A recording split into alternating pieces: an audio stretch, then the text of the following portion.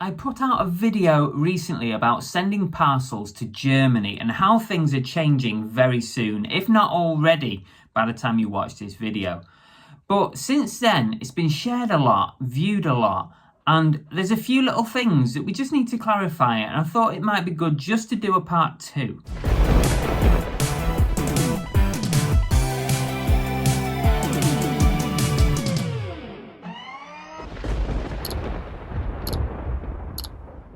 Hey, welcome back to Cooking the Haydens. I'm Car Boot Chris. I'm a full-time reseller, and this whole thing about sending stuff to Germany is confusing everybody. I've done a lot of research on it this week, and I put out a video fairly recently too, depending on when you're watching this one. So this is kind of part 2. I just want to cover a few things that probably we missed out in that first video. And some things that I didn't think about, and also some things that have cropped up in questions since the part 1 video. So just to give you a very quick recap on what the heck I'm talking about in case you haven't watched part 1. Okay, so from the 1st of July 2022, we could be past that already. If not, it's coming. Things are changing in regards to sending parcels through to Germany. You have to register and get a license and pay a fee to the German authorities. It's called the German Packaging Act, and you have to comply with that in order to send items to Germany. It includes whatever platform you're selling on. It includes eBay, Amazon, whatever. If you sell on eBay with GSP, the Global Shipping Program, it still includes you as well. There is a link in the description of this video, and if you follow that link, you can read all about this whole thing. The first thing is this regulation or this law in Germany applies to us as business sellers, not private individuals. If you're a private seller, as the law stands right now, whatever date it is the 29th of June. As the law stands now, it doesn't apply to private sellers, only business sellers. The second thing was that this applies to everybody in the world, not just the UK, sending parcels into Germany. However they send them, it applies to everybody sending into Germany. If you want to learn how to turn off Germany as a postage option for both GSP and for your own international postage, go watch part 1. If you use business policies on your eBay account, and a lot of people do, I don't, but if you do, you have to go and change every single business policy that you have, and there's a checkbox, I believe, on there on each policy where you can exclude Germany as a postage option. You've got to do that on every business policy. That's a pain in the backside. There are also lots of countries who actually have these packaging laws and rules and regulations. At the moment, it seems that Germany is the only one that is being so stringent that they are applying it to all business sellers, all packages that come from business sellers. Many countries that have this packaging law actually have a threshold which is high enough for most of us not really to be affected. There is talk of France actually having this regulation similar to Germany, but eBay have only told us about Germany, and they've really stressed to us that we need to take action on this sooner rather than later. So at the moment, I'm just focusing on Germany. This regulation is not just about parcels coming into Germany, it's actually for people who live in Germany as well. So their internal packaging, anyone sending business parcels, I assume it's business, a bit like external, but they're also subject to this taxation, which is what it is really. It's a tax on packaging. So they're also subject to it.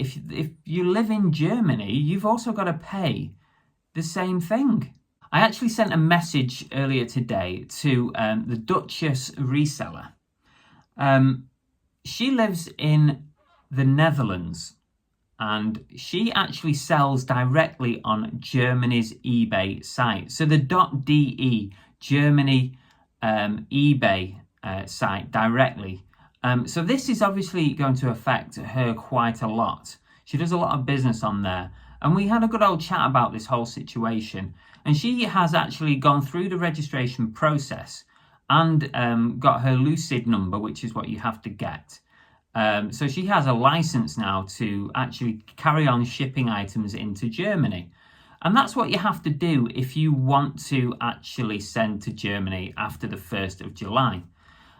She said it was very, very complicated, which we all know. We've had a look at it. It's very complex. And also there's a lot of guesswork involved. So you have to guess or estimate what the weight of the packaging only, not the contents, the weight of the packaging that you're sending into Germany is per month or per year. And based on that, you get charged a yearly fee. And allegedly, that fee goes towards the environment and the recycling of those packagings that end up getting discarded, binned, recycled in Germany. Another question that has come up in the last couple of days is, how do the German authorities differentiate between a package coming into the country that is from a business seller like me, or a package coming into the country that is from a private seller who doesn't have to have a license to do it? The answer is I haven't got a clue. But do you really want to risk your eBay account? Do you want to risk getting a fine? Ultimately though, what I hope will happen is if you don't register for this license that you need to send to Germany, surely eBay have to just automatically block you from sending to Germany or from selling in Germany. Surely, if you don't put in your license registration number into your eBay settings, wherever it's meant to go, it says in the link in the description. If you don't put your number in there after the 1st of July, then eBay should assume that you're not going to be sending to Germany and therefore not show your items in Germany.